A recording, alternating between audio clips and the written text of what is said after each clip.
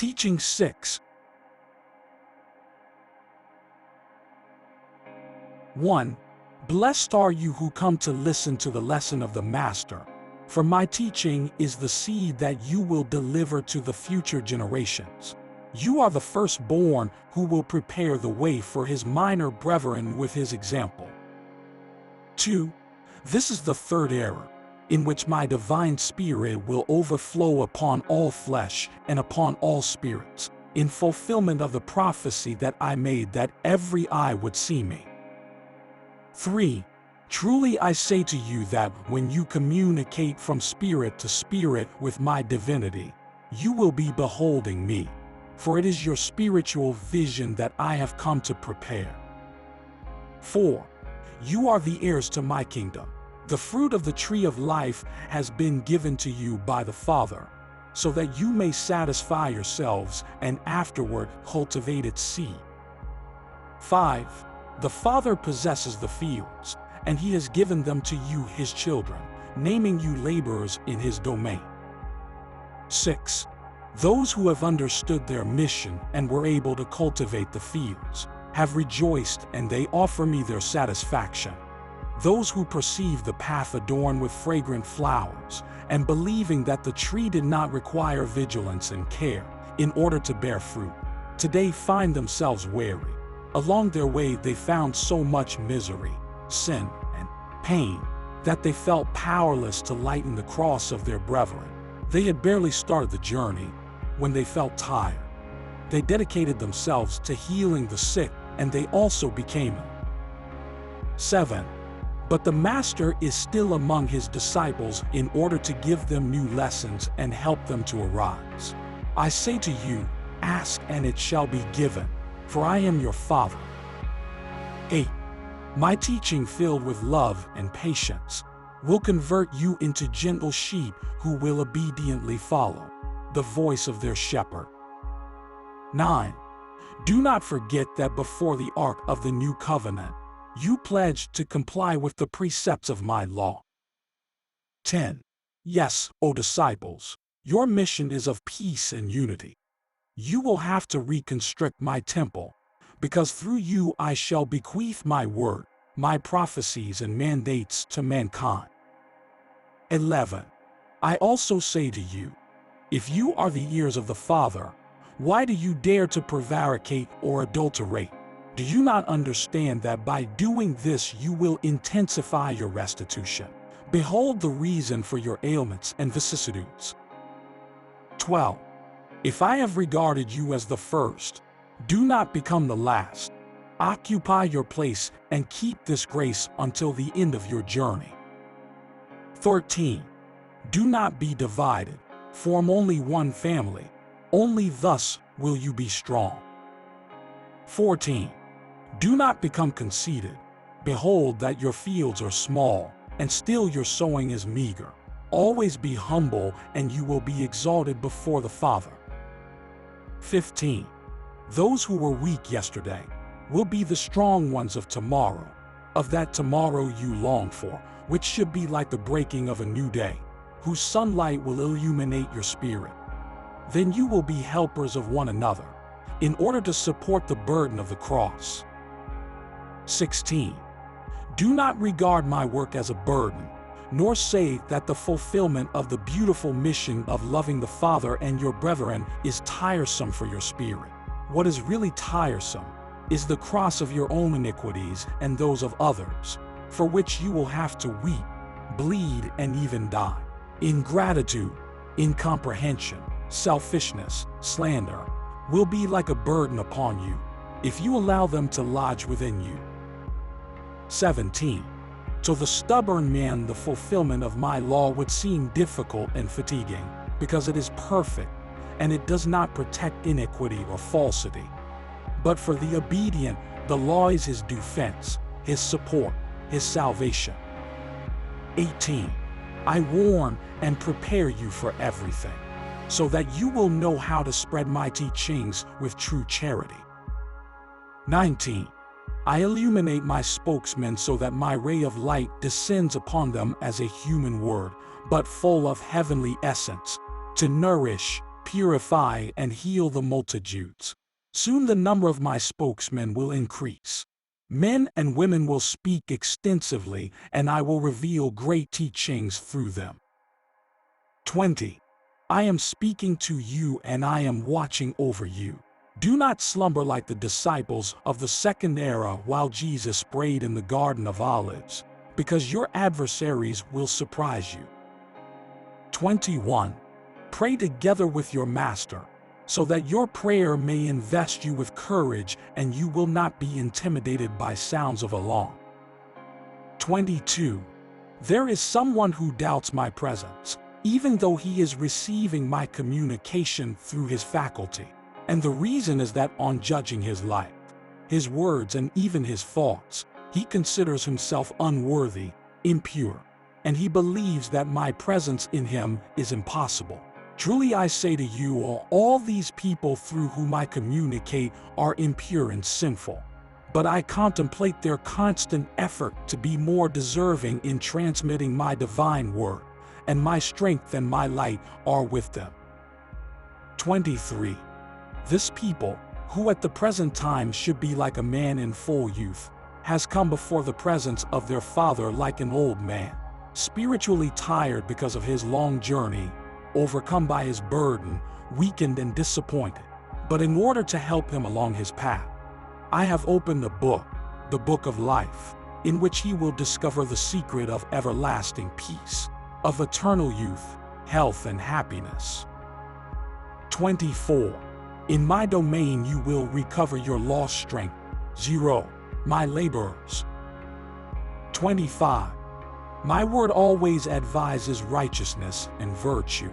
You must not spread malicious talk about your brethren, causing their disgrace. Do not regard with contempt those who suffer ailments that you call contagious. Do not favor wars. Do not have a disgraceful occupation which destroys morality and protects vices. Do not curse anything that is created. Do not take what belongs to others without permission of its owner, or spread superstitions. Visit the sick. Forgive those who offend you. Protect virtue. Give good examples, and you will be loving me and loving your brethren, because my entire law is based on those two precepts. 26. Learn my lesson and teach it by practicing it. If you do not learn, how do you expect to preach my doctrine? And if you do not feel what you have learned, how do you expect to teach like a good apostle? 27. Tell me, O my people, what is it that you have analyzed and practiced up to now? My word is clear and simple, and you still have not been able to interpret it. However, I have come to illuminate and guide you along the path of light. Do not deviate from that pathway or turn back. Neither should you travel in haste. 28. Because of my love for you, I have come to teach you. And I am anxious for you to come to me and lift up your voices in song as the angels do. Glory to God in the highest, and peace on earth toward men of good will. 29.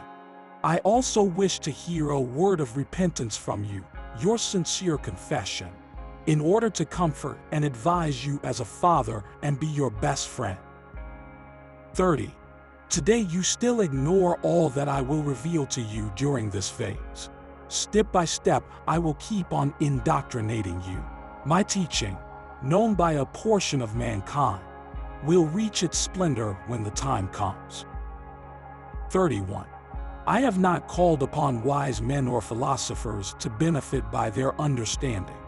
I have chosen the humble to make them the spokesmen of my word, through whom my spirit transmits this communication, and rejoices seeing that you recognize me. 32. The fountain of my love is overflowing.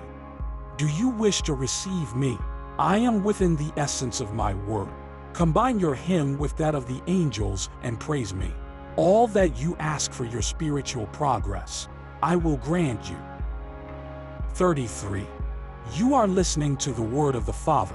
My gaze penetrates your hearts, and in some of you I perceive the hardness of a rock and the coldness of marble. However, I allow water to spring from those rocks, and my love and tenderness will give you the 34.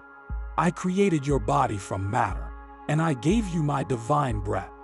I endowed you with a conscience so that you would live recognizing me. And from time to time I have come to give you lessons filled with wisdom which elevate your spirit. In the second area I sowed my seed of love in you, and today I come to cultivate it. At the consummation of the times, everyone will be with me, as I have always been with you. 35. I have polished you along the pathway, for I long for you to be cleansed and virtuous, so that you may become my good disciples. 36. Live by being watchful and prayerful, and all suffering will be tolerable. You will not fall into temptation, and you will feel that my Spirit, as the Father, will protect you. Be strong in your ordeals. Remember Jesus in the second era, when he was offered the cup of bitterness and he foresaw the pain which awaited him. Then he said, "If it is possible, take the cup of suffering away from me. Let not my will be done, but yours." You, who also experience pain and suffering on earth, do you not wish to imitate him? Do you not wish to follow him? 37. Why do you have less fear now when I speak to you as the Spirit of consolation, than when I spoke to you as a judge during the first era, and as the master in the second? Since I am the same Spirit who has spoken to you in the 3 eras, by chance is it because I speak to you with gentleness? 38. I indoctrinated you in the second era, and today I come to offer you the same nourishment of my word, because you are my disciples and I want you to be nourished by me. Resurrect to a life of grace and take advantage of this precise time in which I am teaching you. Afterward, when you have received all that I have prepared for you, I will ask you to give an account of your deeds on this and all periods. For when I came to earth and became man, you conversed with me and you received my lessons like today. But during that period, while some of you believed, others doubted, and that period of grace, that opportunity for the advancement of your spirit, has passed. But the Father gives new lessons and ordeals to his children for their spiritual elevation. And during this period, I give you one more teaching, in order for you to see the promised land nearer. 39. I have spoken through the faculty of different spokesmen, and since they are imperfect because they are human, you have doubted. But truly I say to you that I have come to avail myself of them, because I know them and I have prepared them throughout the centuries to present them before you in this period as the interpreters of my word. 40. I have come to seek you, for my love for you is great. I have planned a destiny of restitution for each creature in which the loving justice of the Father is reflected.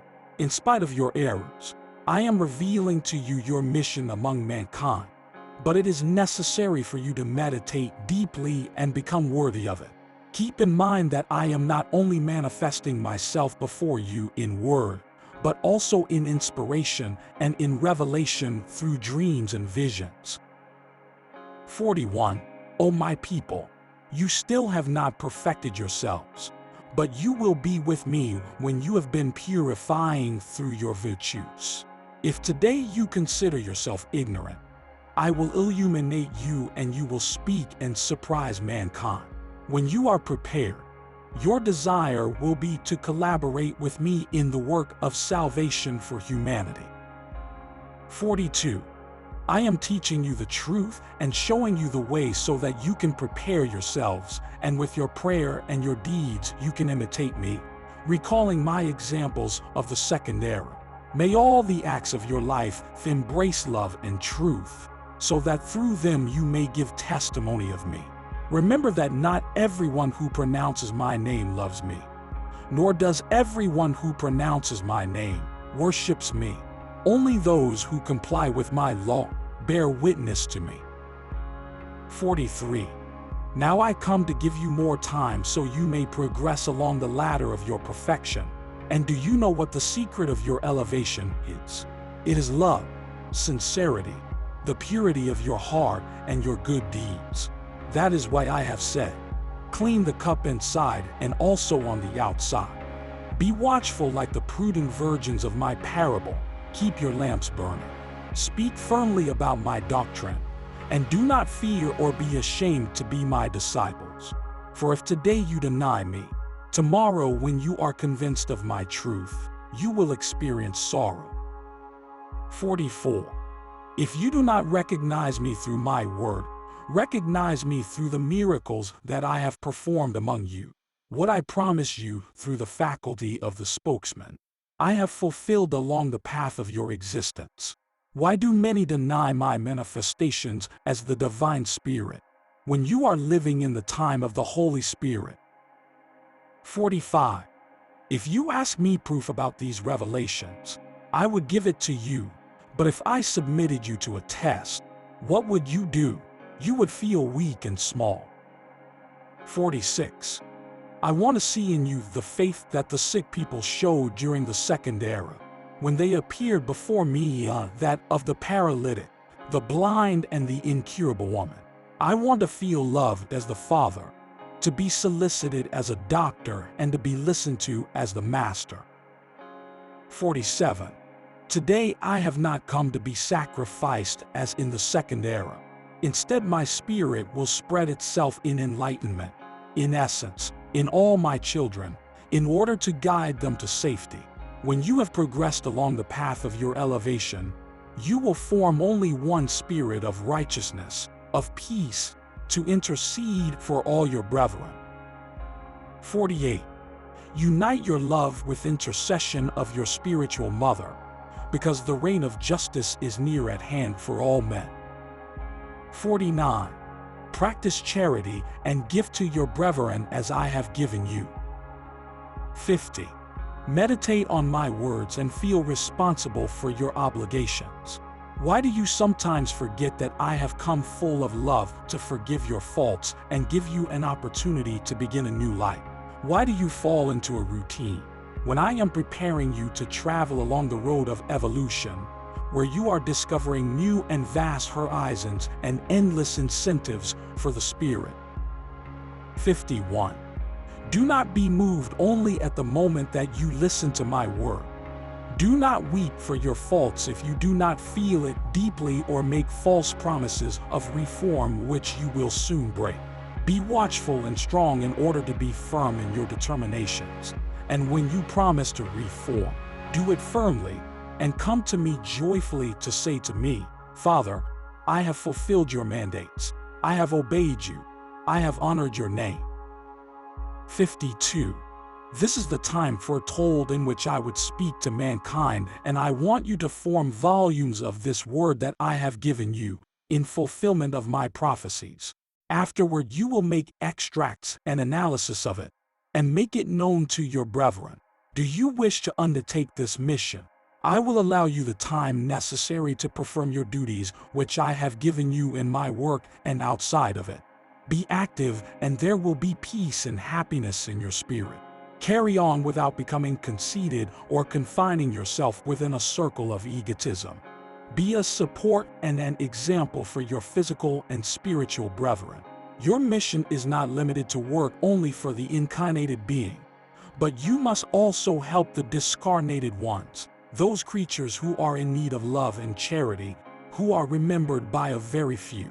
It is not enough to believe and recognize my manifestation during this period. It is necessary to practice the doctrine that I am teaching you. 53. Do not allow the children to stray from the pathway for lack of teaching. Keep in mind that their evolved spirits might stumble over the rough terrain of an errant course, after being prepared to fulfill greater missions. Parable. 54. In the midst of a flourishing garden stood a venerable old man, happily contemplating his work. An overflowing fountain of clear water sprinkled his cultivated garden. The old one wished to share his fruits, and he invited travelers to partake of his blessings. 55. There came to him a man, sick with leprosy. The old one regarded him with love, received him and asked him what he was seeking. The traveler said to him, "Do not come near me, for I am a leper." The old one, without feeling any repugnance, allowed him to enter.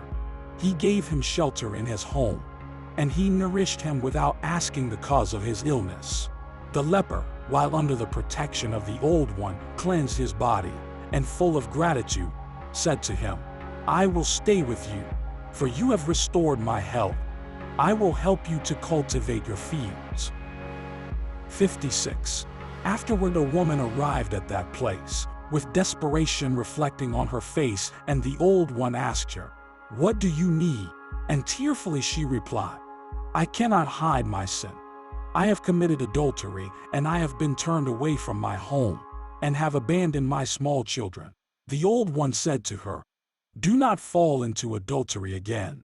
Love and respect your spouse. And before you go back to your home, drink from this clear water and purify yourself." But the woman replied, "I cannot go back, but allow your calling to reach my home, and I will remain at your service." 57. The days passed, and the small children who had been left alone went in search of the old one, for they knew that he imparted charity, and he said to them, "What do you see?"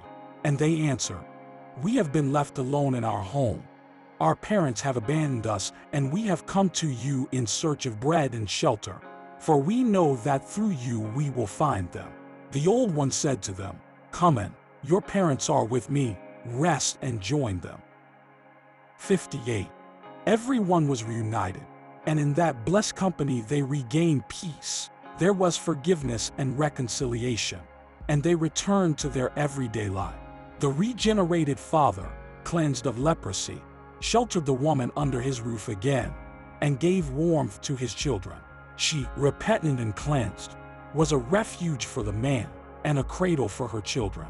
The children, who thought they had lost their parents forever, gave thanks to the old one for having regained them and for permitting their home to be restored. End of parable. 59. Truly I say to you, if you seek me in the midst of your greatest problems, you will always find a solution for them. 60. I am the old one of the parable. Come to me, for I do not reject anyone. Instead, I avail myself of your audios to purify you and draw you nearer to me. Come one and all, regain your peace and your health. Drink from the clear spring and be saved. For I am the book of life, and I have presented one more page in order for you to study and be strong within my teaching. Do you wish to progress along this path? Know my law and comply with each one of my precepts. Do not offer bitterness to your father or make me suffer. Behold that my sacrifice is constant.